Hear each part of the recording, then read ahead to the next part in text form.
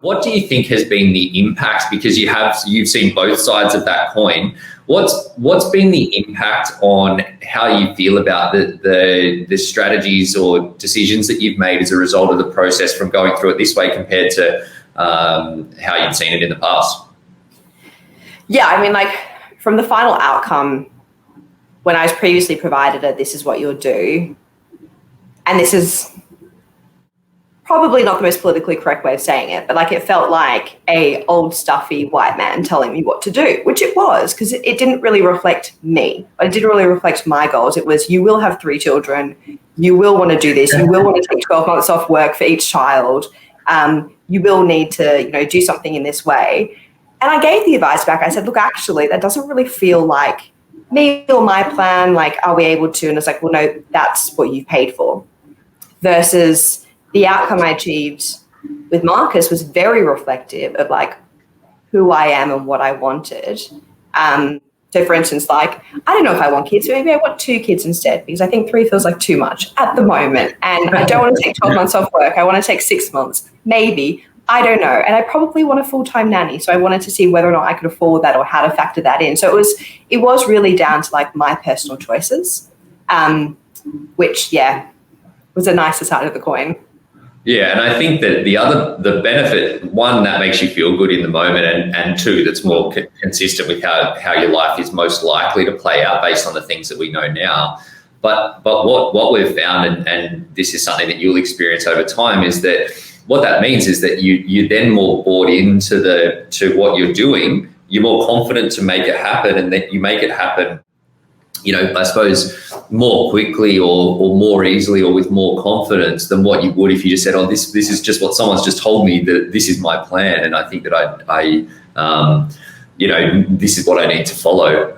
So it's for us, obviously we're biased because it's what we do, but 100% though, like psychologically, I do feel a lot more bought in, even down to, Marcus is like, this is what we put aside for your spending. So try and stick within that so we can gauge whether or not that is the right number.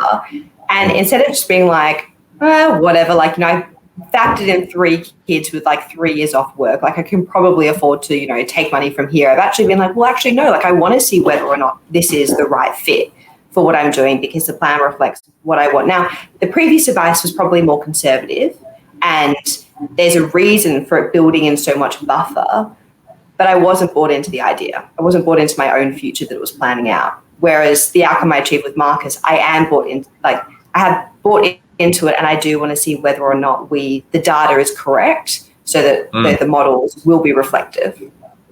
Definitely. And I think that spending thing, and it's a small, it seems like a small thing, but it is really a big driver of the results that you get and the accuracy of what your financial plan is. And for us, I think, again, in my totally unbiased opinion as the founder of Pivot Wealth, I think that our point of difference is that we are really focused on results, and that's why we take the time to stress test the budget, stress test the savings plan, and because we don't want to put together a plan that's got, you spend all this time looking at these numbers and then you get all pumped up and then the rubber hits the road and you're just not hitting your targets. Like I've done advice like that in the past, and that's what sort of led me to take the approach and evolve the approach that we've got today. Because like for a lot of people that we work with, you don't really have to restrict yourself massively. You don't have to. You could, like you say, spend more on travel, spend more on day to day, and you're probably still going to end up in a pretty good